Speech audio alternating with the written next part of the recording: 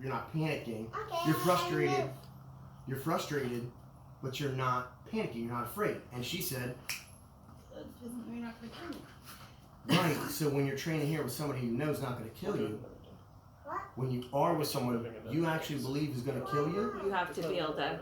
you have to be able to stay calm enough, and you could be frustrated, but you can't let that turn into panic.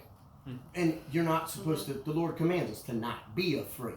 You're going to feel fear, but because you've trained so much with me, with David, anybody else, and eventually with Betty, you're going to be. It's true. You're going to be able to go. Okay, I can push to my limits. You know, I can go 5 minutes in a choke and almost pass out several times, but understand. Oh, I'm right at the edge. I'm looking over. I'm not going to fall in the Grand Canyon and die. Because if I do pass out, he's going to let go. If I tap, I'm out. Yeah. So that I have that experience to know when somebody else who has no clue what they're doing grabs onto you, or you. And the odds are the person that's attacking you hasn't done this. Not to the degree that we're all doing it. Right. 5 hours on Thanksgiving. Right. But I mean, Well, what I'm 5 saying more is, hours than I did. It was nuts. right. But what I think I'm strong, I just don't know how to relax. Right, and sometimes it's not about, hey, I'm gonna power through this 500-pound squat. Although being fit and being strong helps with jiu-jitsu.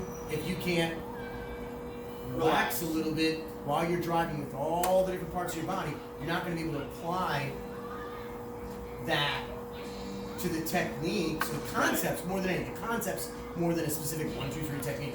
The concept of where you're connecting and how you're pulling, right? Right. You guys are feeling that, right? Not so much the strength, it's how you're connecting to the person, and then the timing, the feel of things, the connection. That's what we're gonna have. Authenticity. So I know it's a lot to ask, but it's important for not just women out there, but for men too, who are scared to say, hey, I'm not perfect and I don't know where to start.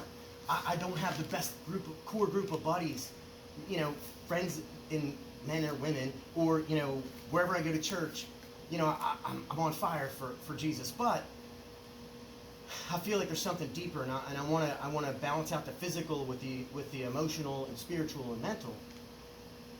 And can you give us a little bit more about what you just spoke on regarding awareness, and about how, you know, martial arts, jiu-jitsu, all that? If you wouldn't mind hitting that, that'd be awesome. Okay. No, I was just saying. So when you guys have been touching.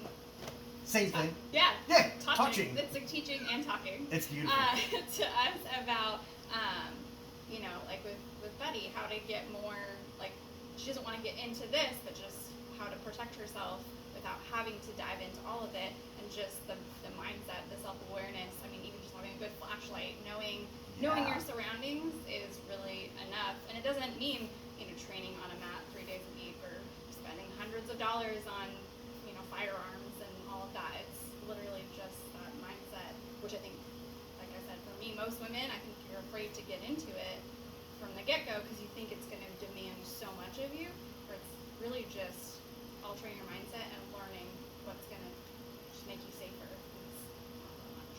So. Oh, wow. That was beautiful.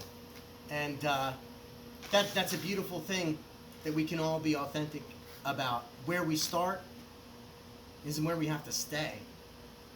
Because we can open up and share a little space on these happy mats.